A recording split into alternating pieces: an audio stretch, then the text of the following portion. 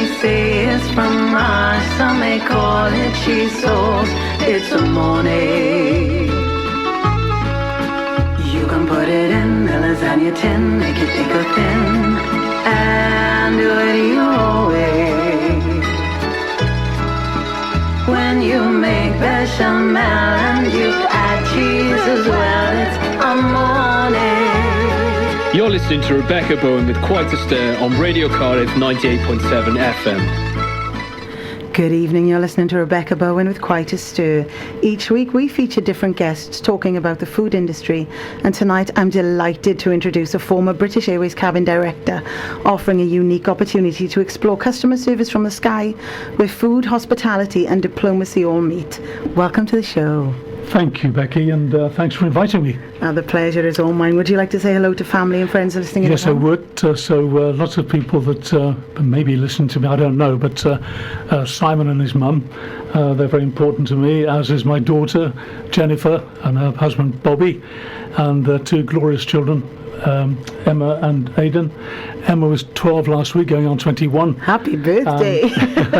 And Aidan is 8 on the 31st of October. Oh, that's lovely. They live in North Carolina, near Lake Norman, and I'm going to see them next week. Oh, fantastic. So, hello from us as well.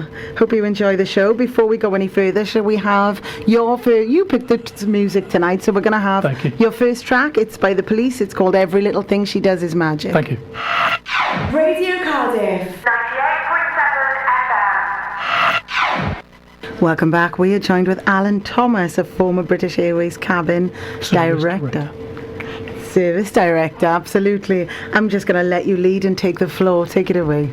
Thank you. Well, I was an 18-year-old cocktail barman in the centre of Birmingham at a smart hotel there, and BEA, British European Airways, was hosting an event there, and the stewardess that was in uniform was chatting to me later in the day and asked me if I'd ever thought about becoming a cabin crew member. I said, no. As an 18-year-old, why would I? Yeah. So then, as it happened later that year, BEA were advertising in my local paper. So I applied for the job, and I got it. And I joined as a 20-year-old a couple of years or so later. So from then,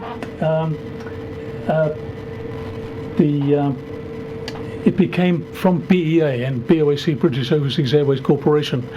They merged to become British Airways. Okay. And Colin Marshall was brought in as CEO. He wasn't a Sir then, but he became a Sir, and he came from Avis, and his thing was customer service. I know you're talking about food a lot of the time, but I think it merges with, of course, it does, with customer service. Yes. And you've said that time and time again. Mm. And so therefore, it made a big impact on me as an late 20s, and the impression that I had, because both BEA and BOAC were quite state-owned organisations, like a big shipping tanker that it takes 10 miles to stop. It doesn't change. But when he came in, he turned everything upside down, and customer service was his big thing. And he put us all on different courses. I remember putting people first and putting people first again. We're all put on diversity courses because you can become complacent with dealing with people. Yeah. And so therefore, and there were two adverts that stick in my mind. Yes. The first one was made in 1983, and it consumed half of the total advertising budget for that year, 1983, of 25 million. Wow. And I looked at the figures, and for that half of that budget now, you're talking about 40 million. Yeah, woof. 40 million pounds in today's prices. So it was an iconic advert. It was the whole of Manhattan flying across the sky into this country and landing it to Heathrow. It's still relevant. It's not even dated. Yeah. Well, it was so dated that the World Trade Centers were still evident on the island. And it turned out that Saatchi & Saatchi, who were the people behind the advert, discovered that there were more people flying across the Atlantic than the entire population of Manhattan, which in 1983 was 1.4 million. In 2023, the population was just over 1.6 million. In the 1980s, BA carried over 40 million passengers. Wow. The second advert was the face advert. I think I Yes. spoke to you about Yes. that. That was an amazing, an amazing, iconic advert, and it was filmed in Salt Lake City, Utah. And they had local school children and hundreds of extras to form this face. I didn't even know if they used drones, because I'm not sure if they were No, they weren't a readily thing then, available were they? then. No. So there probably would have been helicopters to get the effect Yeah. of the face. And all this put together, and then the music was composed by Yanni, a Greek music composer. Flower duet, was it? And he got the Lakme flower duet, and he made this aria, and that's what that face advert Gorgeous. is listened to by.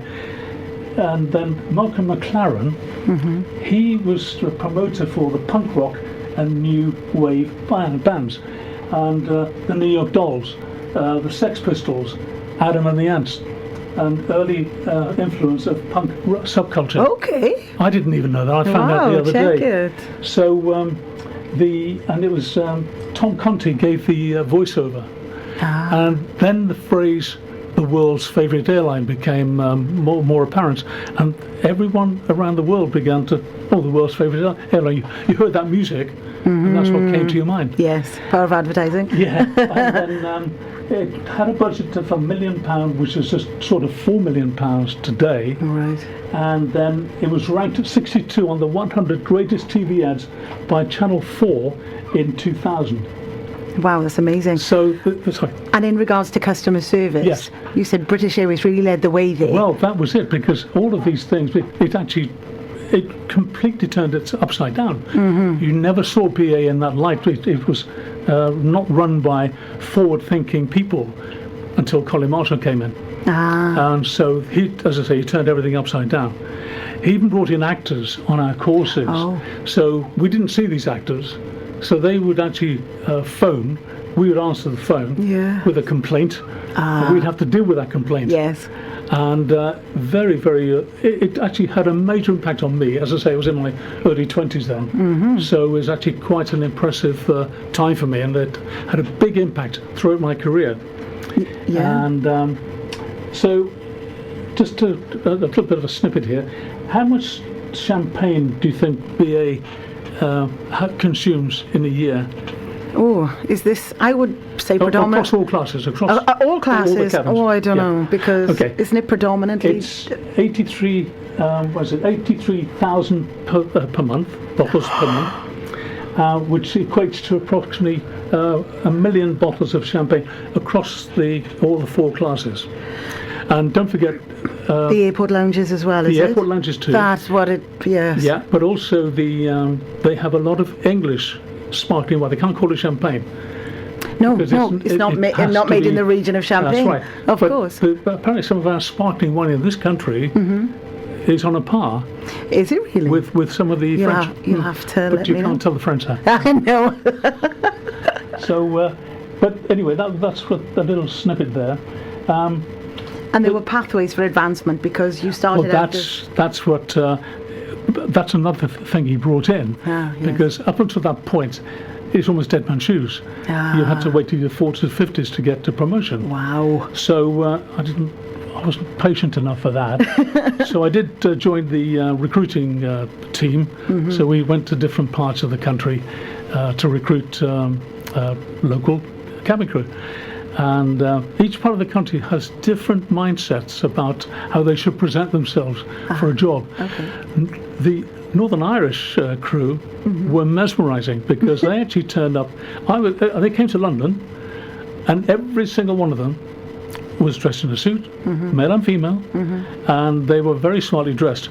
Similarly, when I did another recruiting campaign in Heathrow, I remember one guy turning up late, pair of jeans, and a shirt, and not even apologetic that he was late. No. So it's different ideas about how people should present themselves in that time. At that Different time. cultures, yeah. Within Britain as well, but it's strange, yeah, isn't I it? don't want to say that, but it's true though. Yeah. But it enabled me to actually work through the ranks, because I was main crew to start with, and then you get to purser, and then purser, I did that for a few years, and then the next promotion was cabin service director.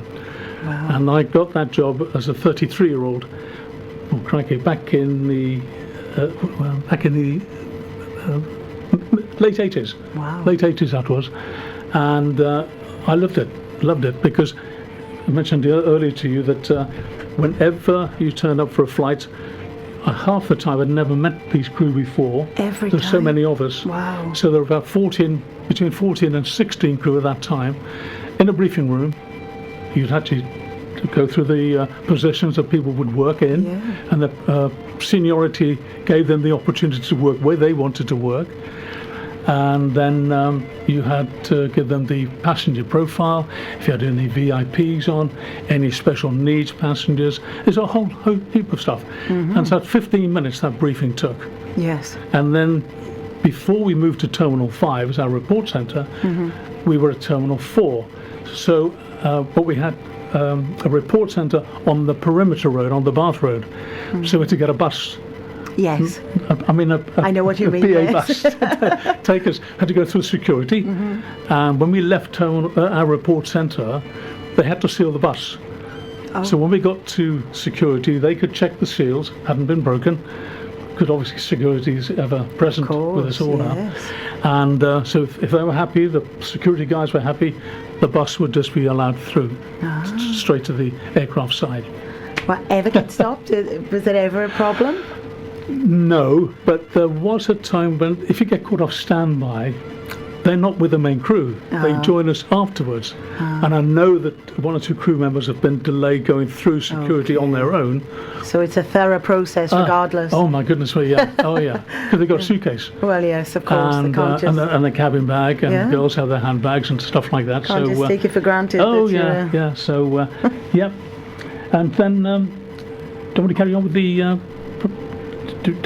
Sure, I'm just sure. going on to the carry chefs on. there. Yep. Yeah, go for Okay. it. Well, because of the promotion to cabin service director, at that, I mean, I'm racing along a little bit now because it took a long time to get to that point. Yes. But as a reward, we had some great managers, and some of the managers that were managing me, they wanted to reward us. So what they did, they arranged for us to meet two of the top chefs at that time.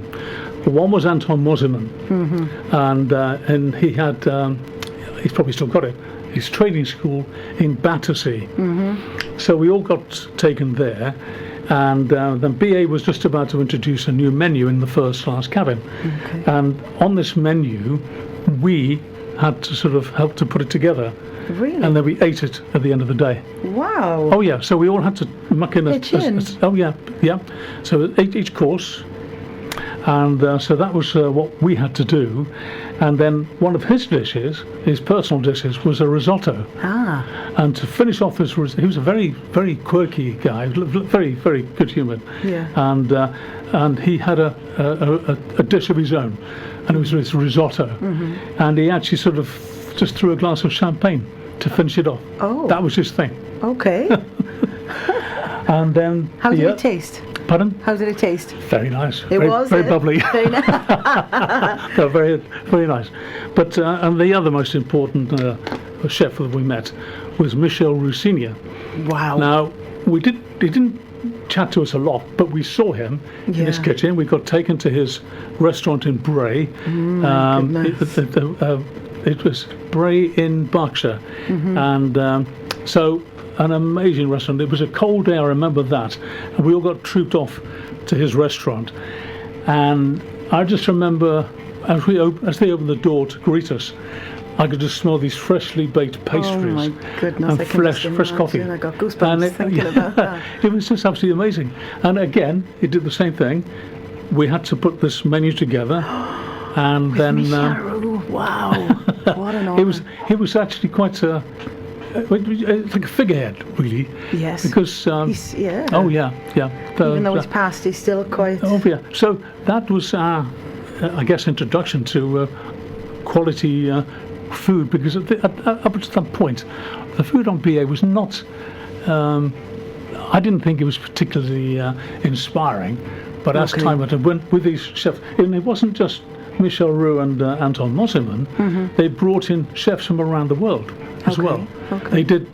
I don't know how they got to meet these people, but they brought them in to put their emphasis on their take for food. I think the establishment in Australia was one. Yeah. I seem to remember that, and so all of these things. When you're presented with all of these things on a course, when you meet those kind of people, it sits with you. Of course it does. You never forget it. No. And so it was actually quite special for me to remember those things. And it was at a right age for me, because I was in my late 20s, early 30s, I was pleased that it actually stuck with me.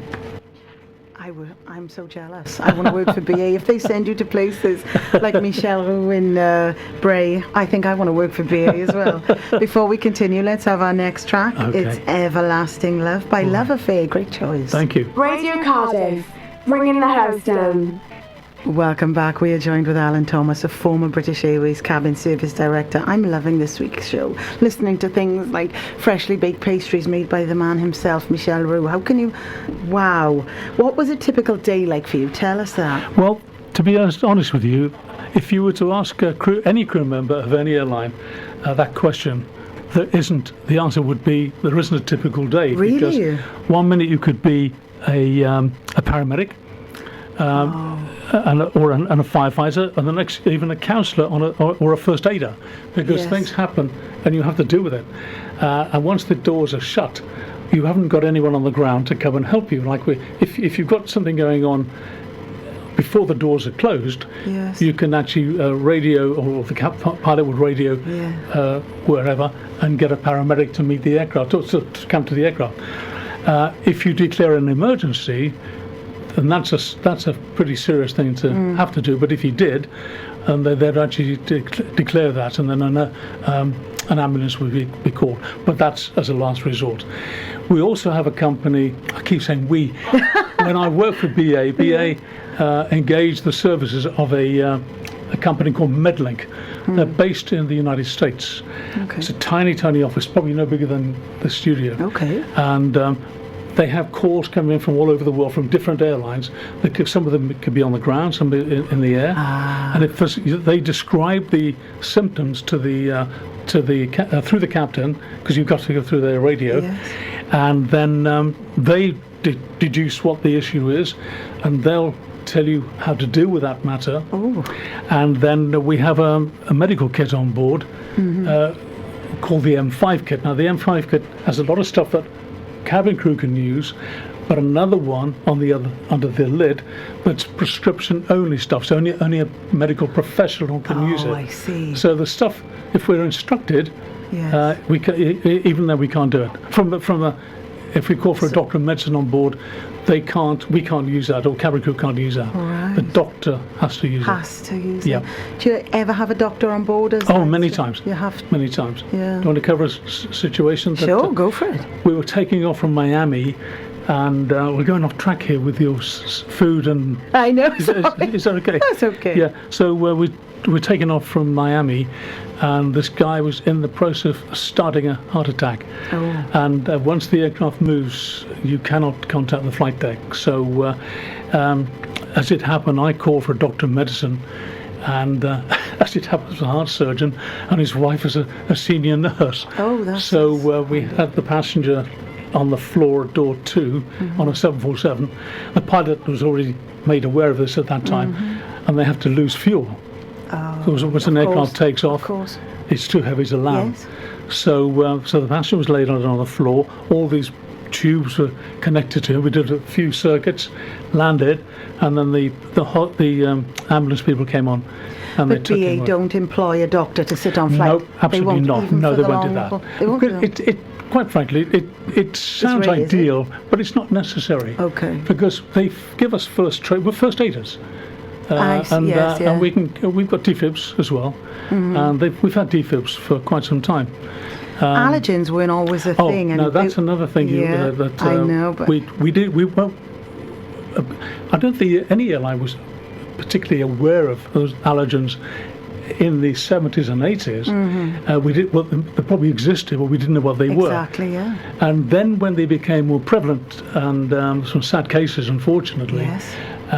But once we are made aware, then we make an announcement asking passengers not to eat any nuts. And that's across the whole aircraft. Of course it is, yeah. And these big aircraft, the 747, the 777, and the 787, the Dreamliner. So none of those aircraft were exempt from anything like that. And most passengers agreed not to eat them. It's something as simple as that. But yeah, so the VA is very good like that in that context. So how did they train you in customer service, especially regarding in-flight meals? And Right. Okay. Well, we had a training school in called Crane Bank. It's gone now. It's on the edge of the airport, not far from Hutton Cross. Okay. If anyone knows that area, and that's where that training school was for everybody, for all the cabin crew, and we had mock-ups of the what it'd be like on the aircraft. Plus, we had mock-ups of the cabin as well. It has certain sections of the aircraft, and you'd set up as if you were dressing the cabin for first class cabin or a club cabin. Would you have to learn silver service? Not at that point. Right. You were taught silver service if you were first class trained. Okay. You could opt to actually do what I did. I did a couple of courses. One was a wine course, and another one was a silver service, and that was held at Slough College. And I did two of those courses back to back, and so I got the qualification. Yes. Although So then, you know how to then do it. the meals began to change on the aircraft. You didn't really need to use those skills because they weren't necessary. You couldn't do true silver service. Yes, yeah. Although when I first came onto the 747 and the 777, they had a trolley service. Wow. So you set this trolley up, and you had a joint of whatever it was, maybe carve beef, it, is it? and you carved it. Wow. It caused havoc going through security, mind you, because each of us, all the pursers, I was a purser then, we all had these carving sets. So can you imagine when we were doing passengers, we had to have them in our cabin bag. Oh. Of course, you went through security, Yes. and they looked at you, so they went. They didn't know what to do. Anyway, they took them all off us, and they had to go in the hold. Oh. Yep, and then we had to hope they didn't get lost, and they'd come up with us when we got to the other end. And how long did that kind of service? When did they abolish that? That started to end probably early 80s. Yeah, it began to change quite dramatically. Yeah. Wow. So, yeah. That's quite a thing, though, isn't it? Oh yeah, and you mentioned about the safety of the food that we served. Yes. So they introduced tea sticks, now little thermometers. Oh, yes. They're flat pieces of card, but you put those into the middle of the meal that you're cooking.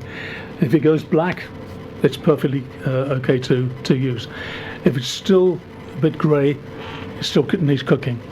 Right, So those are the kind of things we had on board, because we didn't come under the normal auspices of regulations on the ground. We came under the Civil Aviation Authority, Yes. And the Air Navigation Order. All of those things controlled everything to do with what came on an aircraft. And you said that was a 2-day inspection. You know, like an EHO would come in. That's something else. It's something else. Annual SEP, Safety and Equipment Procedures. That was an annual check. You're right. And it was a pass or fail. Oh. And it was every year you had to do it. Over 2 days. It was all recorded. Okay. And it went to the CAA. And if you didn't pass, you didn't fly until you did. Any fails that you can? Well, I'll admit now. I did one year because I saw this girl. We're all lumped together here, different ranks. Yes. And I said to this girl, "Now look, you're looking a bit nervous, so don't worry about it. Just take your time." Yes. So I said, "Go through the checks, and on this one particular aircraft, you had to go different things to check." She did it. I didn't. And my mouth went dry. I failed it. Bless you. But then you just come back the next day and it's all over. But I mean, it was just Just one of ignorance those on my things, part, you know, but there you go. It happens. but she got through. Yeah, don't beat yourself up over it. Did you encounter VIP passengers, and were there any specific meal requirements? What was the question again? Did you encounter any VIP? Oh, many VIPs. Yes, we had one flight I remember, and it was we carried royalty. Oh, really? Yeah, royalty. There we go. My nearly 47 years career with BA, I was fortunate to meet many VIPs, including royalty. The Princess Royal was returning from Chicago after an equine event, and so we didn't get any notification ahead of her getting onto the aircraft for security. So she came and sat in the first class cabin. There were about 4 or 5 other commercial passengers travelling as well. They flew privately? I'm No. shocked at this. So she sat in the middle of the cabin on the right-hand side. There were, I don't know who the couple were in front, like a lady in waiting or something, and a husband, Wow. plus her 2 bodyguards behind. Oh. And so that was an interesting time, because we landed at Heathrow on the 747. She goes down the engineering steps straight into her car. And Yes. she's escorted off the... Of course, yes. Yeah. but then the VIP... the other 2 flights that stand out, one was when I was carried Sophia Loren. Absolutely beautiful lady. I was just going to say... In not just to look at. I mean, she was in her 70s then. No way. Oh, yeah. And still incredible. Yeah, but it was her Natural. mind. It was a beautiful mind as well. So, Yeah. and then we carried a flight. We took a flight to Toronto, to the Toronto Film Festival. And in the first class cabin, we had Colin Firth and his wife, Okay. and then Julie Christie, Oh, yeah. and David Furnish and Tom Ford. Cool. All lovely people. Yeah. That's really Yeah. cool, isn't Yeah. it? So you've got to do some really nice things, meet some great people. Well, because you're Michelle faced, was up there with the best. you're faced with these people, and they're your passengers. You've got to look after them, because if you don't, Did you get nervous? no. Wow. Because I guess my mind was on other things. I've got a job to do. Yes.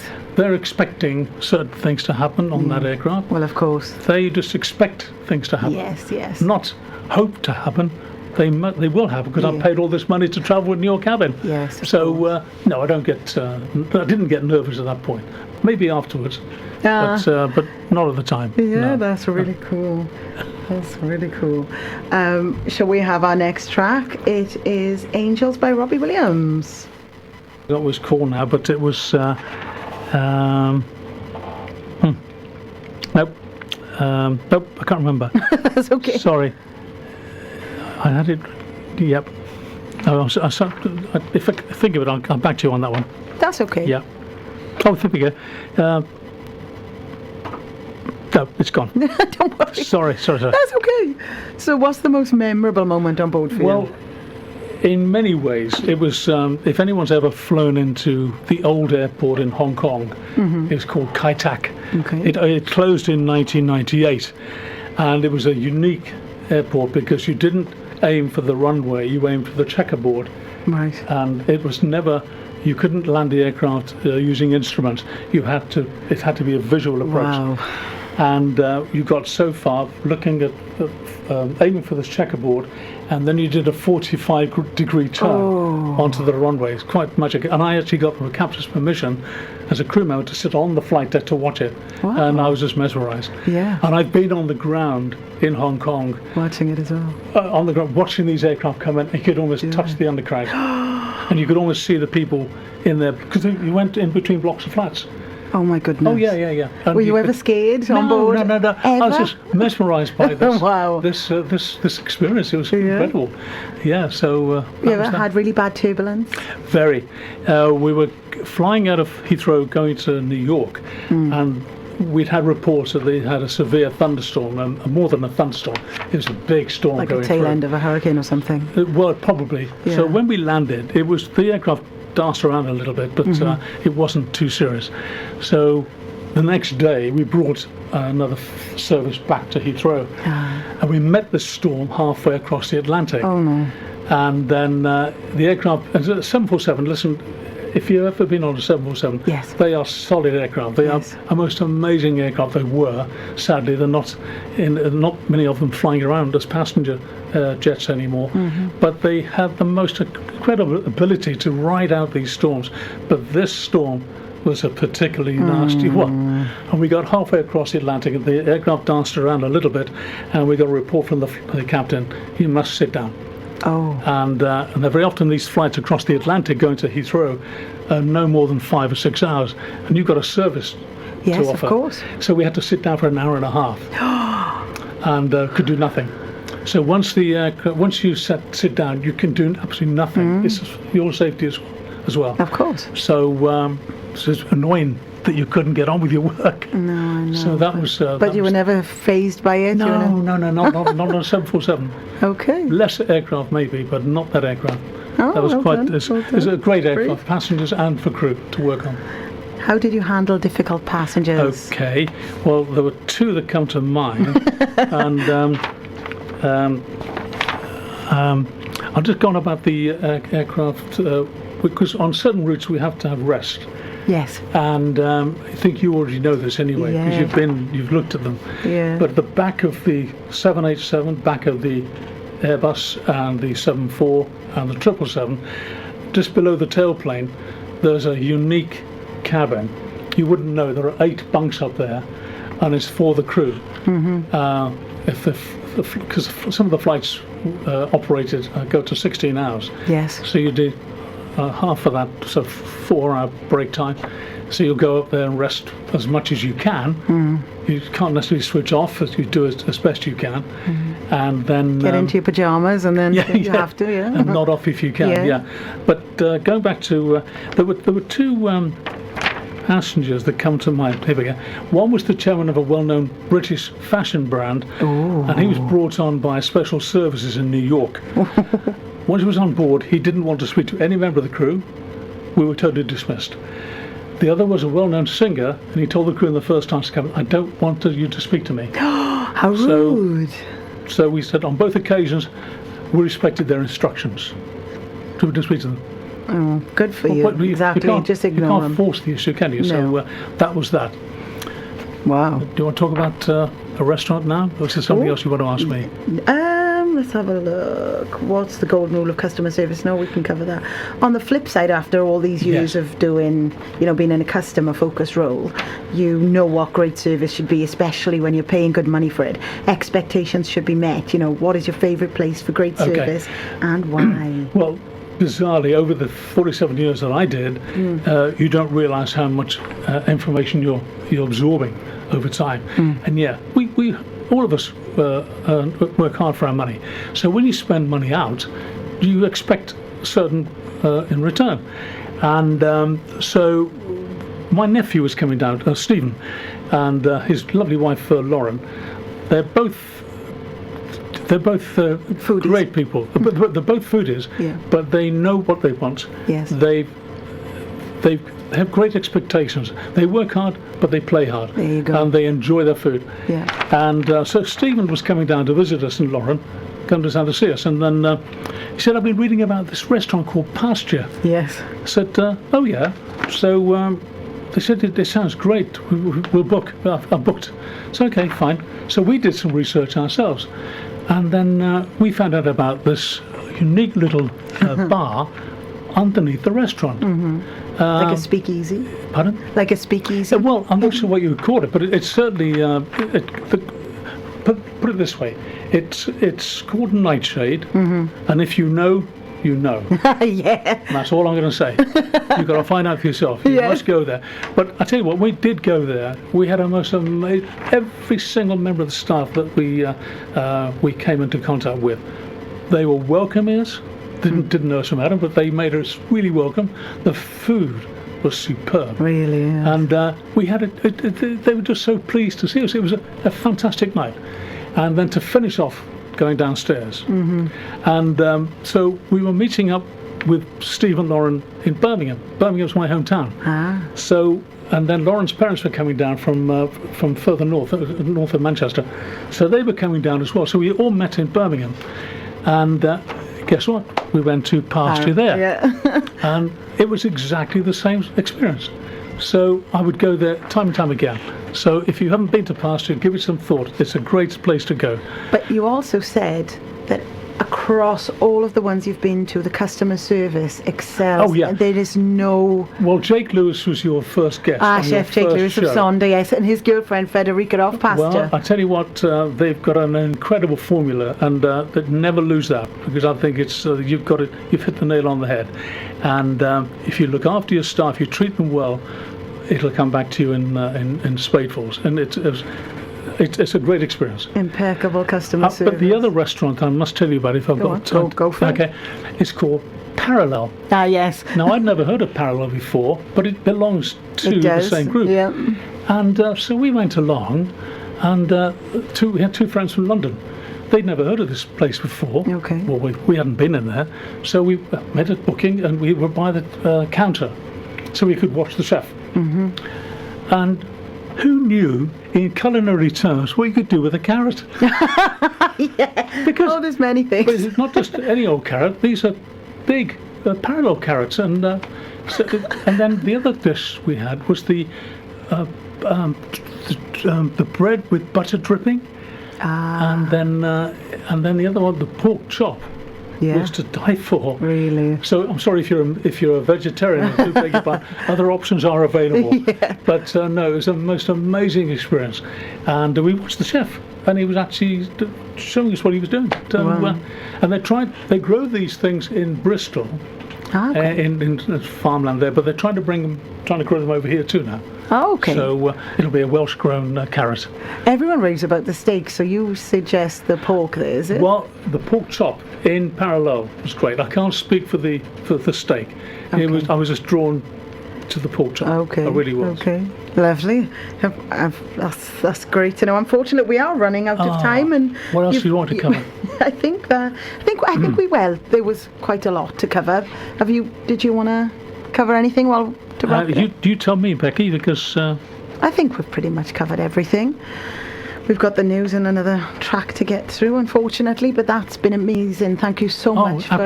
Listen, I've actually had a ball. Really, I didn't expect it to be as enjoyable as this, but you've made it so. Thank you, and Lorne, likewise.